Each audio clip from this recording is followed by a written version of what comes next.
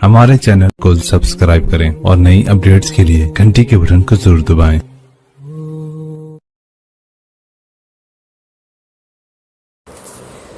बिस्मिल्लाहिर्रहमानिर्रहीम। अस्सलामु अलैकुम वरहमतुल्लाहि वबरकातुहू। नाज़रीन इकराम, आप देख रहे हैं ज़मज़म ग्राफी। गुजरात फाइल्स पसे पर्दा हक़ाइक़ का इंकिशाफ, इस किताब का सिलसिला जारी है।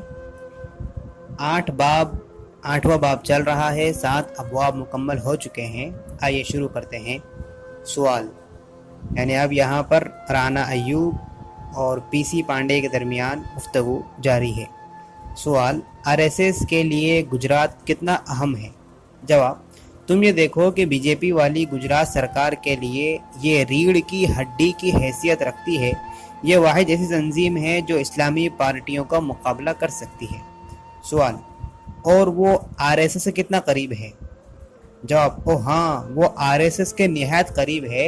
ये तंजीम उसके लिए कलीद यानी की मास्टर की हैसियत रखती है और वो उसका कारकुन था। यहाँ का आरएसएस सरबराह अमृत भाई कादीवाला का मोदी पर बड़ा असर और रसूख है।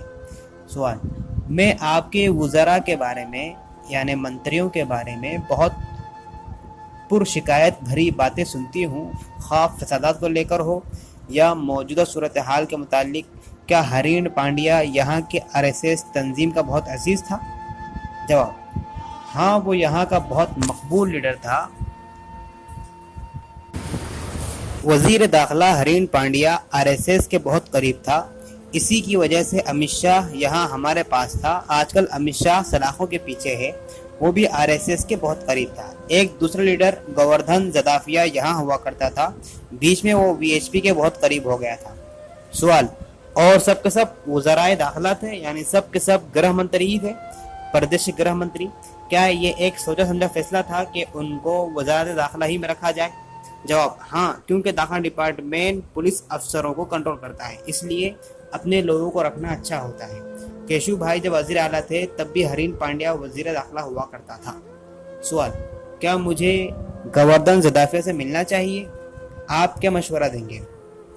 जवाब, नहीं, मुझे नहीं लगता है कि तुम्हें उससे मिलना चाहिए, क्योंकि अगर तुम ऐसा करोगी तो रास्ते से भटक जाओगी। मेरा मतलब है कि ये तुम्हारी फिल्म का हिस्सा नहीं है। सवाल, अच्छा, तो अगर मैं दिल्ली में रहूं तो क्या मुझे अमित शाह से मिलना चाहिए? जवाब, हाँ, तुम्हें मिलना चाहिए। वो एक नज़रिया साज शख्स है यानी आइडियोलॉजी बनाने वाला शख्स है। सवाल, आप उससे मिलने का मशवरा क्यों दे रहे हैं? जवाब, तुम्हें रियासत के बारे में एक मुख्तलिफ तनाजुर मिल जाएगा, एक दूसरा बैकग्राउंड मिल जाएगा, क्योंकि वो अपनी पूरी तवज्जो अपने मकसद पर रखने वाला शख्स है। वो आरएसएस और रियासत के बारे में बताएगा। सवाल, क्या मैं उससे आपका हवाला देकर मिल सकती हूँ? वो कहाँ मुकीम है, वो कहाँ पर रहता है? जवाब, हाँ, उससे कहना कि मैंने कहा है वो गुजरात भवन में ठहरता है। सवाल, क्या मोदी जी से मैं फसादात के बारे में बात करूँ? जवाब, मत करो, वो बोलेगा ही नहीं। सवाल, ये उसकी दुखती रग जैसा मामला है ना? जवाब, हाँ, मत बोलना। सवाल, तो क्या आप फसादात के दौरान मौजूद थे? जवाब, हाँ, ये मेरी ज़िंदगी का सबसे भयानक दौर था। मैं अपनी मुलाजमत के 30 साल देख चुका हूँ, लेकिन देखो, फसादात तो 85, 87, 89 और 92 में भी हुए और ज़्यादातर मौक़ों पर हिंदुओं की पिटाई हुई और मुसलमानों को बर्दरी मिली। लिहाजा इस बार 2002 में तो ये होना ही था, ये हिंदुओं का इंतकाम था। मज़ीद ये कि 1995 के बाद लोगों को पहली बार महसूस हुआ कि सरकार उनकी अपनी है, ख़ास तौर पर इसलिए कि बीजेपी की सरकार थी। वो कहते हैं कि मैं लोगों तक नहीं पहुंचा, लेकिन क्या एक आदमी ने भी मुझे बुलाया? मैं कोई गैब का इल्म रखने वाला शख्स तो हूँ नहीं कि मुझे पता चल जाए कि कौन मुझे बुला रहा है। सवाल, यानी कि मोदी पोस्टर बॉय है? जवाब, तुम रक्कासा मलिका सारा भाई को तो जानती हो, वो मोदी की बहुत बड़ी नाक़िद है यानी बहुत बड़ी आलोचक है। वो लोग कहते हैं कि 2002 के फसादात उसी वजह से हुए। मोदी कहता है कि गोधरा जाकर मैंने ट्रेन को नहीं चलाया, और अगर मैंने ट्रेन नहीं चलाई तो फिर उसके बाद जो कुछ हुआ उसके लिए तुम मुझे क्यों जिम्मेदार ठहरा रहे हो? अगर वो मैंने किया होता तो ये भी मैं नहीं किया होता। देखो, जो कुछ वहाँ हुआ है ये उसका रद्द अमल था।